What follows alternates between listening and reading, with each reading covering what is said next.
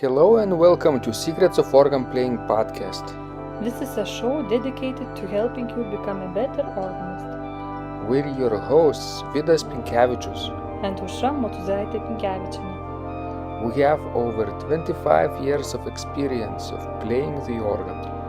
And we've been teaching thousands of organists online from 89 countries since 2011.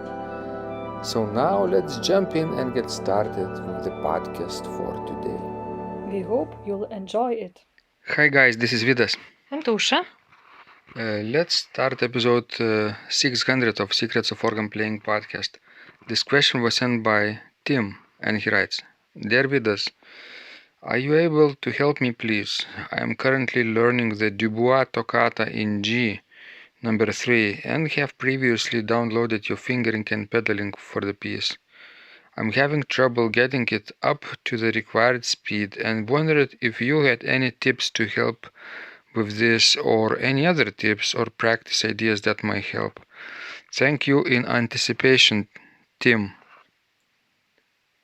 So, Osha, what do you think about this speed in Dubois Toccata? Well, I think that you need to practice in a slower tempo, and I think that the right tempo will come with time. If you cannot speed it up, maybe it's not a time for you to do it. Maybe you still have, to practice in a slower tempo. That's right. I remember I haven't played Dubois Toccata for a while, but I'm now practicing Böhlmann's Toccata from the Suite Gothique. And although the texture is pretty straightforward and easy for fingers, I still have quite a ways to go in order to reach concert speed. That's often the case. What are you playing, Osha, right now? But I mean, in a fast tempo as a final result. Tell us. Maybe you're playing some piece by Bach. Well, yes, I'm playing E-flat major prelude and fugue. Does it have any fast sections? Of course. Basically, the middle and the last fugues are really fast. And of course, prelude has also, fast tempo. So how do you manage to get up to speed in this piece? Somehow naturally it comes all to me. You were born with this skill? Actually, no, but actually what happens, let's say with a middle fugue, is that I need to slow down, because if I would let myself go as fast as I want, I would ruin the piece entirely. What do you mean?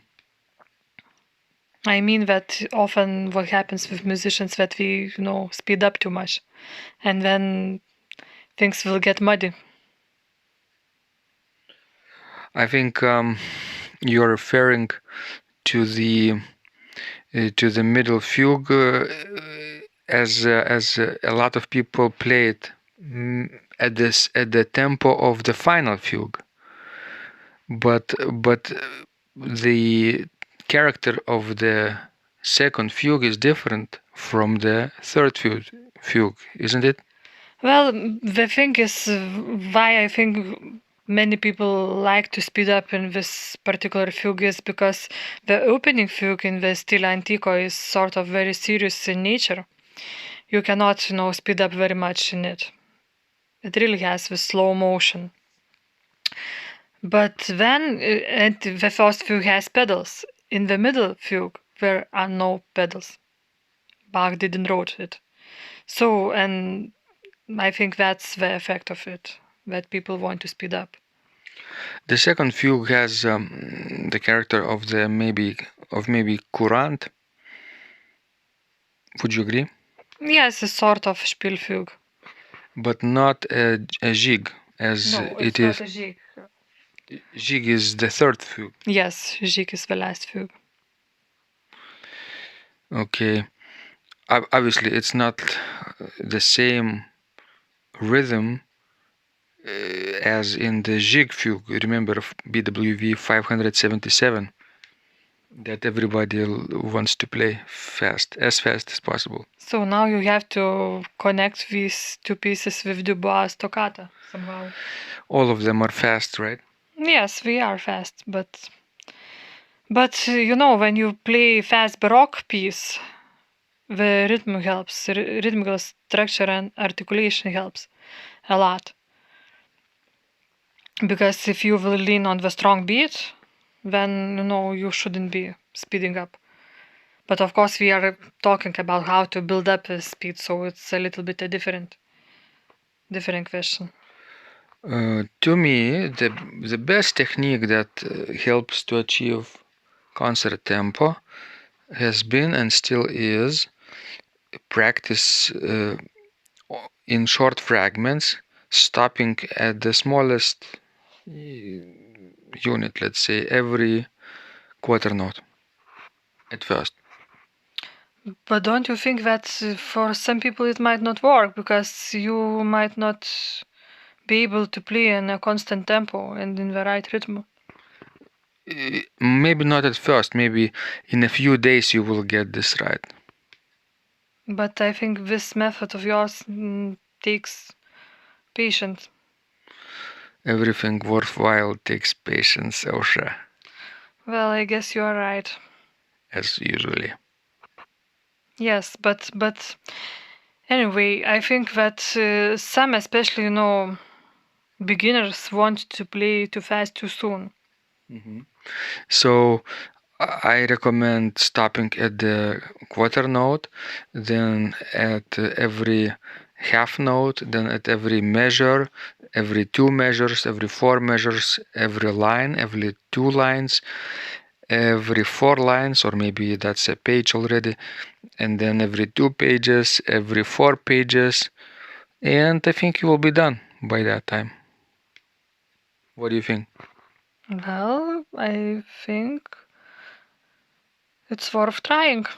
Like spend a week with the first step, stopping at every beat, and then see what happens if you can proceed to the next step, stopping at every half note a week after that.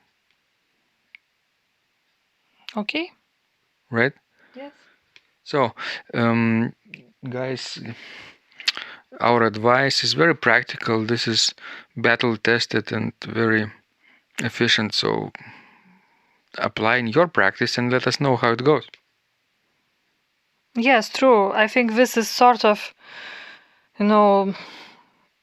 that if you will not rush things, you will get to the finish line first. Then the person who wants to do it as fast as possible right away. True. Okay, guys, this was Vidas. And Ausra. Please send us more of your questions. We love helping you grow. And remember, when you practice, Miracles happen.